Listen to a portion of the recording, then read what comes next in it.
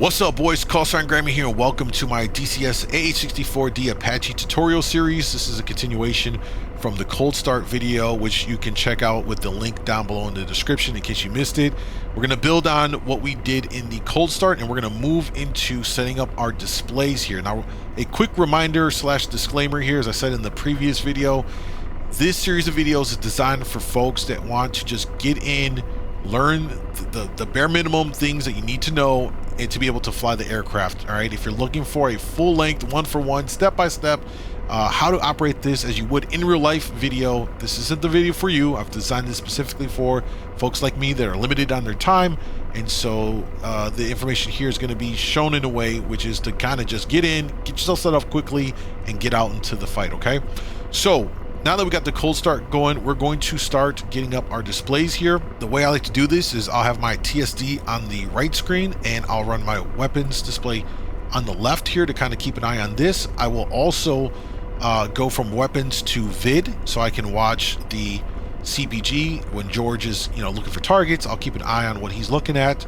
but I'll jump back and forth between the two. When it comes to preparing for takeoff and in flight, going to wherever we're going to go, I'll typically have the weapons page up here and we'll look through it all.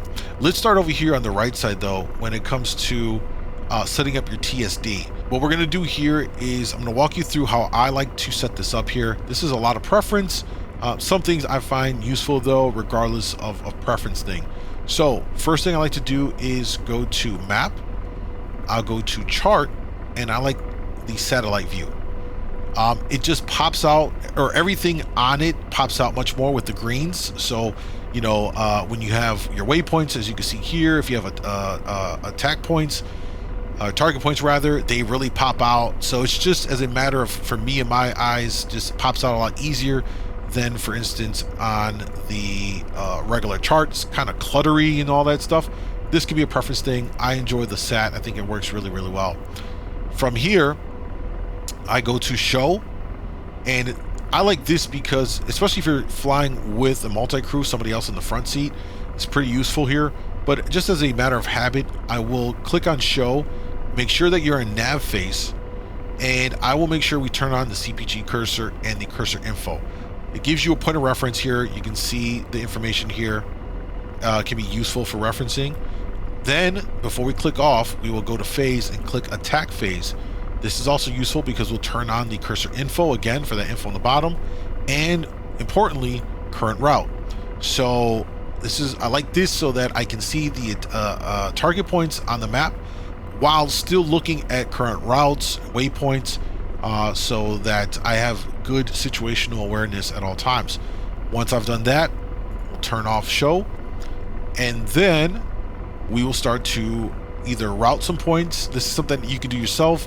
It's something that the CPG can do as well. They can go to route, and now let's say we want to go to waypoint 1. We'll hit DIR for direct, because you're going to set a direct route to that waypoint. You're going to hit point. Once you have that question mark box, come over here to your input, and we're going to hit W01, enter. Once we've done that, you now see that we have a green line directing us in the heading proper way to waypoint 1. Now, while you have route pulled up, one thing you'll notice here is on the right side, you'll have your waypoints that are inputted into the system displayed. You can go scroll through them up and down. Instead of actually manually typing it in, as I did for this first one, just to kind of demonstrate that process, you can use the side here to do more of a quicker way. So you'll still box direct, and then you would come over here, and let's say we want to go waypoint 5 instead of waypoint 1, we box that, and now we have a direct over to waypoint 5.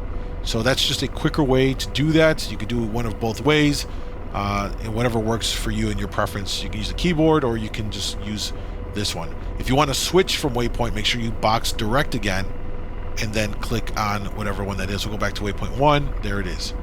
So routes are really important for me anyway. It helps with the navigation side of things to know where you're going, and if you have a good CPG, they will work that to input stuff and set up your route, so you can just focus on the flying aspect of it all. All right, once I'm done with routes, I will come over to the weapons side of things, and if I'm flying solo, I'll make sure this is all set up here.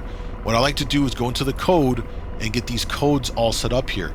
If there are multiple Apaches flying in a multiplayer server, I will tend to change my laser code so that I'm not interfering or catching their laser signals, and it can create a mess when you're all congregated in one location working a base or some kind of target or whatever.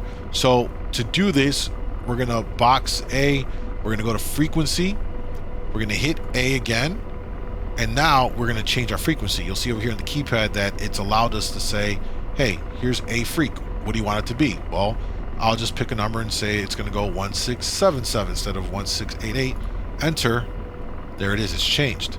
What I like to do for the Bravo one is if there's a JTAC on your server, whatever multiplayer server you're playing on, or if it's a mission that has a JTAC, I will find whatever code they're on and I'll put that as my Bravo frequency. So we'll do 1586, enter. That's changed. We will now turn freak off. And before you click off of here, it's really important that you pay attention to set. So what set allows you to do is set the laser code for whatever laser guidance system you're going to be using. So right now it has LRFD, that's laser rangefinder. That is going to be for our onboard laser on the aircraft. And I want that to be on alpha freak. Now, once you click set a second time, it's going to switch it over to LST, which is laser spot track. This is going to be for any other Apaches with their laser code, or say a fixed-wing aircraft that's lasing from the sky, a Reaper, a JTAC. This is going to be the laser code that they are on that you're going to be looking for to fire on. All right, so your Hellfires can track it. This one, you can see here, it's boxed on A, which we don't want that. A is already designated for our laser rangefinder on board our Apache. So for this one, for LST, to search for any other codes and lasers out there from a buddy lays, we're going to put that on Bravo. Once that's done, we'll turn off code and we will double check here that everything is set up properly. LST is on Bravo, laser rangefinder is on Alpha. All right, so at this point we have now set up our displays with what I believe to be the bare minimum information and configuration here that will allow you at this point to get up in the air, go fly your mission and have a good time and be successful and all of that. And you can see how simple it can be. It doesn't have to be overly complicated. We're going to continue on with this series though by diving into waypoint entry and management. We've still got comms to cover, and we'll give you a crash course on some of those. Again, the bare essentials, it allows you to learn it quickly and efficiently without having to dive too deep into the weeds if you're not wanting to do all of that. Stick around for it. Make sure to like, subscribe to the channel so you don't miss it. Callsign Grimey out.